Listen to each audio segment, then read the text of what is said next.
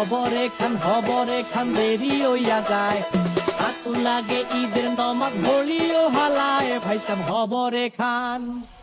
আসসালামু আলাইকুম। ডেভিড আসরুদ্দিনের আরেকটা ভিডিওতে আপনাদের সকলকে স্বাগত জানাচ্ছি।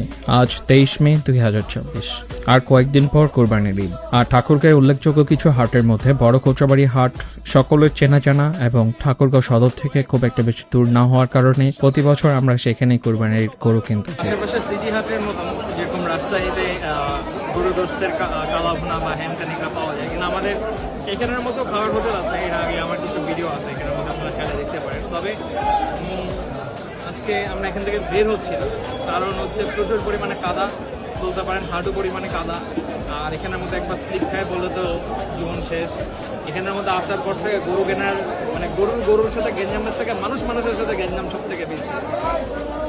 আজ আপনারা এই ভিডিওটি দেখার পরে হয়তো আপনাদের ছোটবেলায় ফিরে যেতে পারেন। আপনাদের বাবা চাচা অথবা ভাইরা মিলে একসাথে কোরবানি গরু কিনতে যাওয়ার যে ফিলটা আছে সেটা হয়তো বা পেতে পারেন। আমরাও এখনো আমাদের সেই রীতিটি ধরে রেখেছি, অর্থাৎ আমাদের চাচারা এবং আমরা চাচাতো ভাইরা একসাথে গিয়েছিলাম কোরবানির হাটে গরু কেনার জন্য।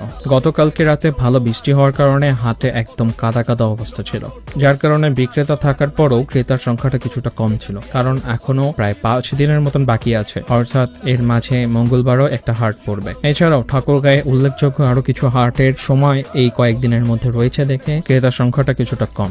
আল্লাহর দেওয়া সামর্থ্য অনুযায়ী তাকে খুশি করার জন্য আমাদের সামর্থ্য যতটুকু ছিল সেই অনুযায়ী আমরা কোরবানির জন্য গরু কিনতে পেরেছি, আলহামদুলিল্লাহ।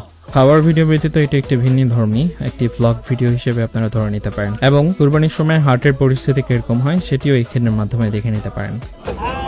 আজকে কি মানে একটু কমের মধ্যে পাওয়া গেছে নাকি? আজকে না গতকালকে বৃষ্টি হওয়ার কারণে হয়তো আজকে লোকজন একটু কম আসছে।